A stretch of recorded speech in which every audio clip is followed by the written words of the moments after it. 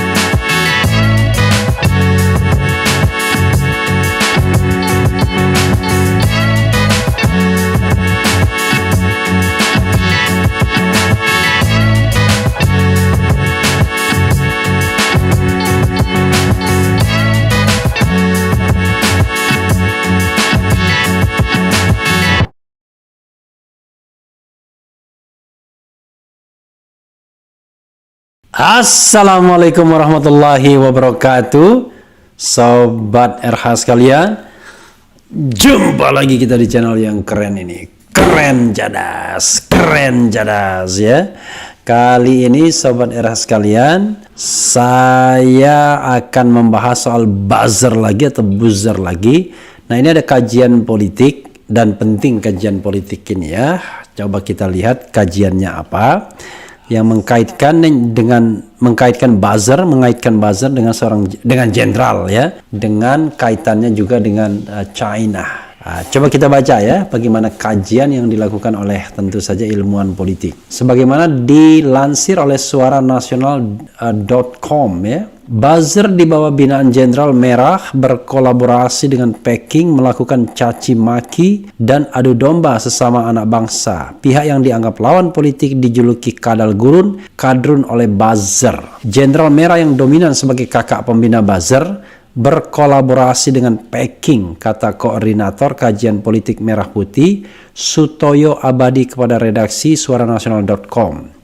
Buzzer bayaran dimainkan seperti orang kesurupan ketika berhadapan dengan akal sehat paparnya. Kata Sutoyo, buzzer menghasut dengan caci maki dan fitnah di berbagai media sosial. Yang menghasut bukan ulama, papar Sutoyo. Tipuan dan kebohongan politisi busuk dan buzzer bayaran akan berakhir. Rakyat bagaikan lahar panas akan bangkit melawan. Kurang cerdas dapat diperbaiki dengan belajar, kurang cakap dapat dihilangkan dengan pengalaman. Namun penguasa tidak jujur, kebohongan, tirani, bahkan otoriter mulai melekat menjadi tabiatnya, sulit untuk diperbaiki. Jalan keluarnya harus ditumbangkan jelasnya. Menurut Sutoyo, umat Islam semakin paham negara dalam genggaman para herder Jenderal Merah dan oligarki politik, badut politik, oligarki ekonomi, bandar politik, dan oligarki sosial, bandit politik.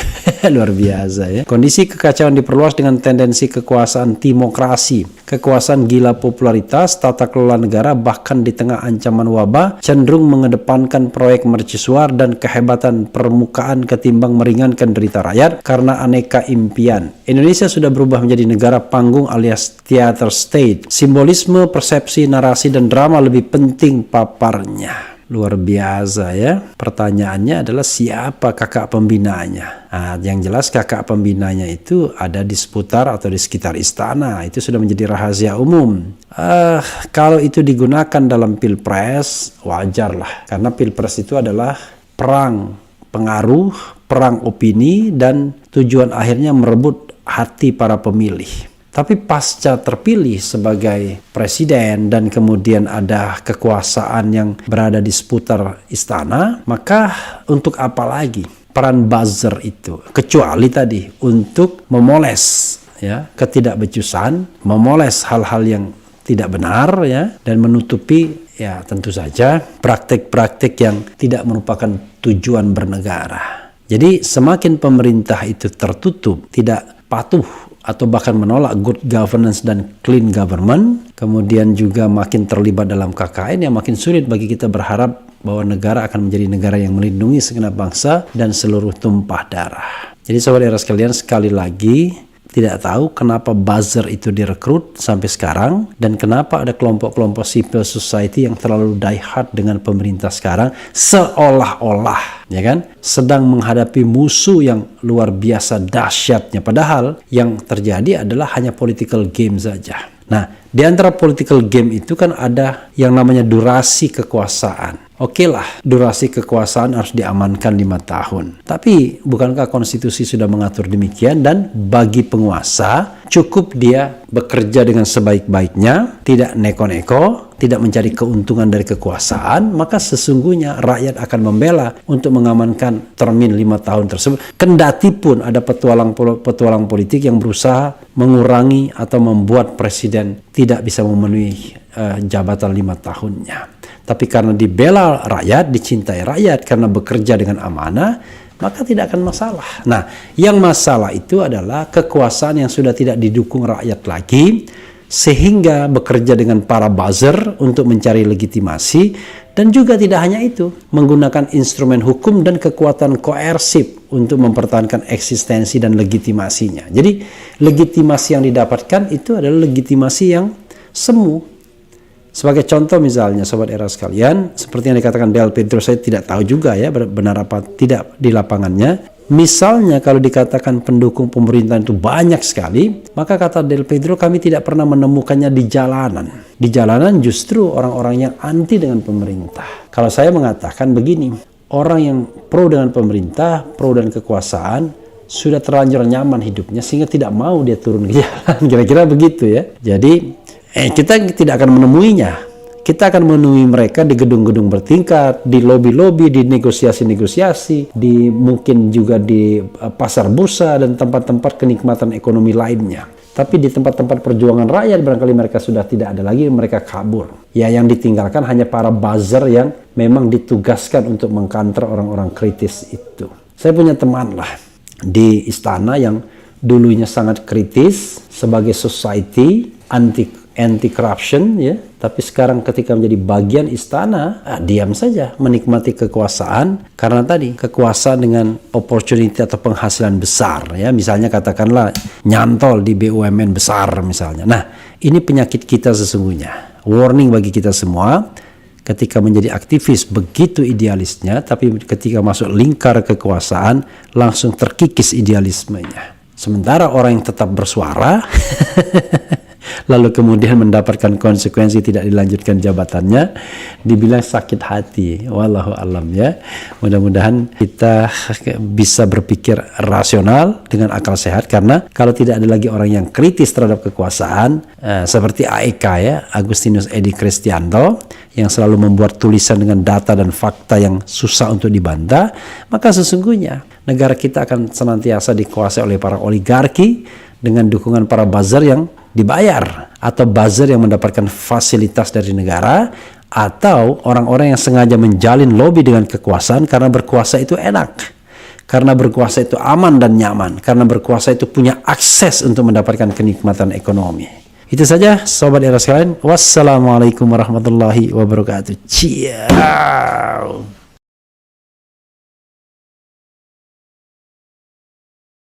Assalamualaikum warahmatullahi wabarakatuh, sobat RH sekalian.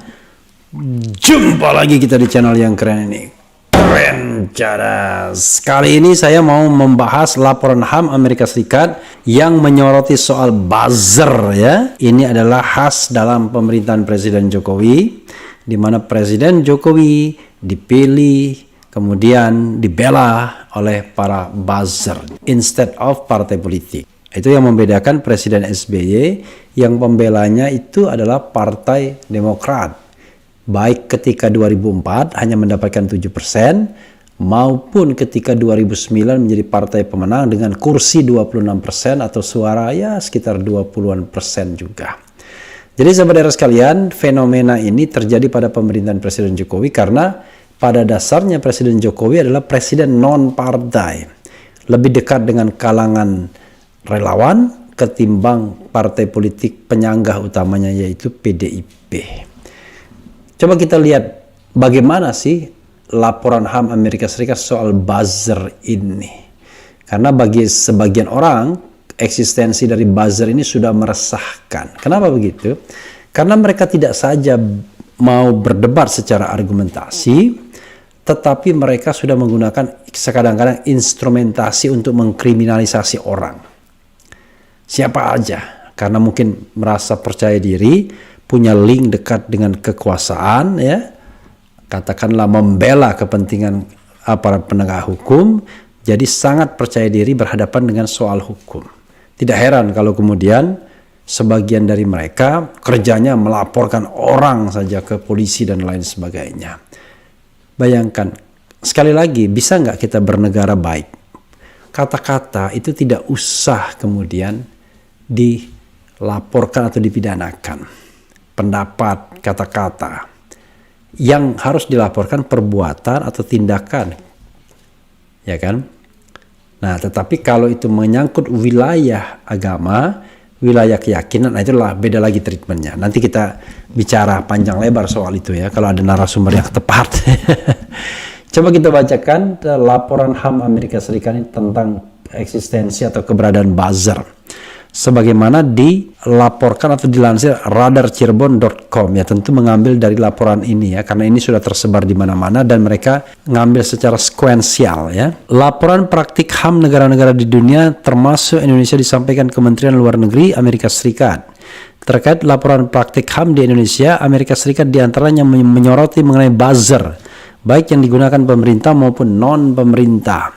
Menurut laporan itu, LSM dan media melaporkan ada kelompok bayaran pasukan cyber, biasa disebut buzzers, menggunakan bot dan akun media sosial palsu untuk membentuk wacana online. Ya.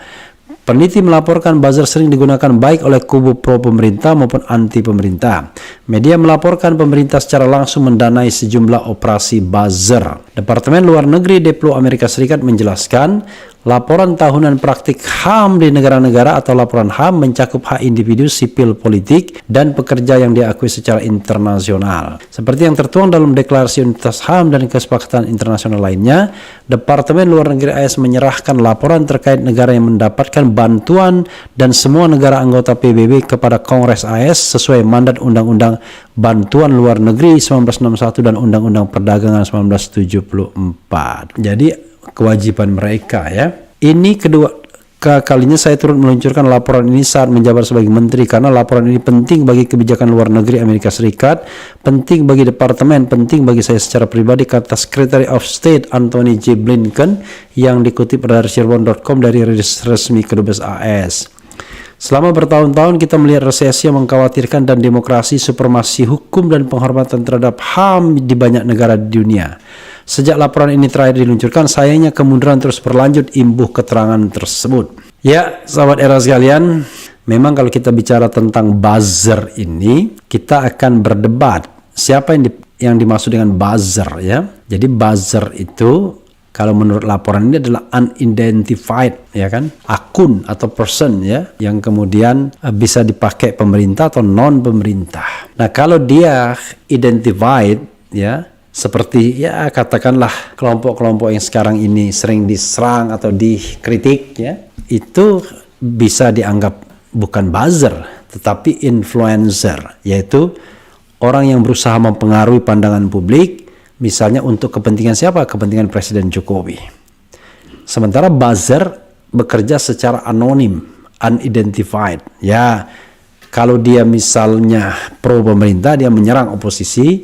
Kalau dia pro oposisi, menyerang pemerintah. Tapi, sobat era sekalian, persoalannya adalah mungkin saja banyak unidentified akun yang menyerang pemerintah, tapi masalahnya adalah apakah akun-akun itu dibayar atau tidak.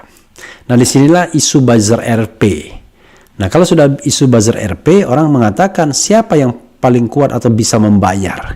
Kecuali tadi ada kelompok di Indonesia yang butuh untuk mendelegitimasi pemerintah dengan cara membayar para buzzer itu.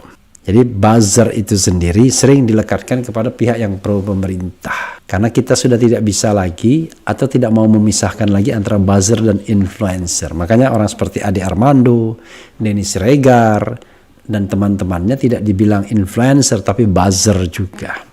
Bahkan buzzer RP, yaitu buzzer yang dibayar dengan uang pemerintah. Tapi ya sekali lagi itu adalah perspektif ya. Yang paling penting yang substantif adalah menurut saya Sobat Era sekalian adalah sejauh mana civil society ini committed terhadap kepentingan masyarakat dan kepentingan rakyat.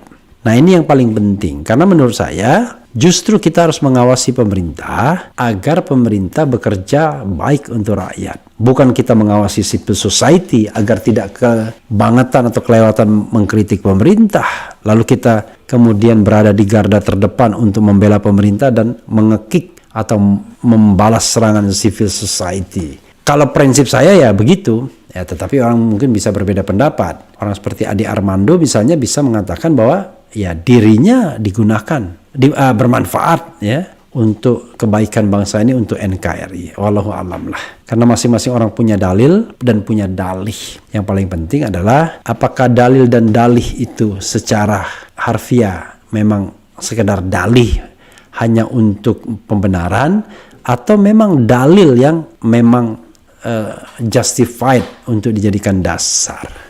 Ya coba lihat Del Vedro ya membedakan antara namanya korban, kekerasan dan ekspresi publik. Pak RH, apakah tidak bisa tulisan Bang Aik dijadikan bahan kajian oleh masyarakat, misal di Kongres Rakyat agar lebih mawas terhadap peng-peng yang abuse of power agar para mahasiswa juga melek? Ya bisa saja, tetapi persoalannya Sobat Era sekalian, kadang-kadang tulisan ilmiah yang panjang itu tidak disukai oleh mereka yang pengennya instan, ya, pengennya hanya mendengar 4-5 kata saja. Misalnya kata-kata yang berisi semangat, ya, misalnya tolak tunda pemilu, tolak perpanjangan jabatan, tolak 3 periode, ya. Karena itu kita butuh kesabaran. Karena tidak semua orang di pergerakan itu, orang yang ingin memperjuangkan kebenaran dan keadilan itu mau berpanjang-panjang dengan artikel panjang. Atau lagi, apatah lagi dengan data-data yang ada seperti yang dibuat oleh Agustinus Edi Kristianto. Ya. Oke, saya meyakini bahwa kita punya cita-cita yang sama, yaitu untuk menjadikan bangsa ini adalah bangsa yang terlindungi. Makanya kewajiban negara atau pemerintah adalah melindungi segenap bangsa dan seluruh tumpah darah Indonesia. Dan juga untuk memajukan kesejahteraan umum. Nah, saya meyakini itu sebagai sebuah tugas negara. Karena itu negara tidak boleh meneror atau menteror rakyatnya, menakut-nakuti rakyatnya, sehingga rakyatnya bungkam tidak lagi mau bersuara. Makanya saya katakan, jawab argumentasi dengan argumentasi, jawab opini dengan opini. Jangan argumentasi dengan kriminalisasi, ya kan? Opini dengan polisi. Itu persoalannya ya. Jadi bukan soal takut tidak takut. Kita sedang bicara tentang nilai yang harusnya ada di Republik ini. Sahabat Era sekalian, itu saja ya. Wassalamualaikum warahmatullahi wabarakatuh. Cia.